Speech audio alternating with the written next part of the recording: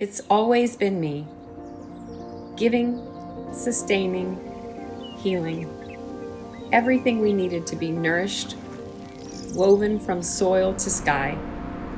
I taught us that plants are powerful and elegant allies, potent enough to entrust with our very health and well-being.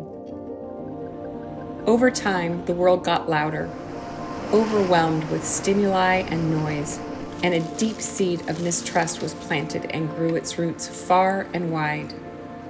Now, so many question everything I've taught, no longer certain of what is true.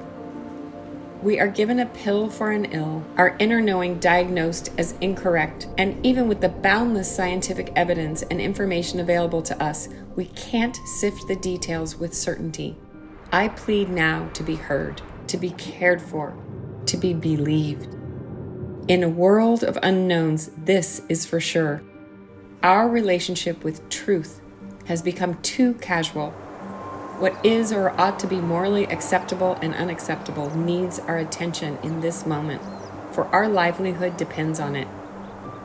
I believe the path forward is to come back to me, to my roots, to where it all began, to my truth, with gratitude.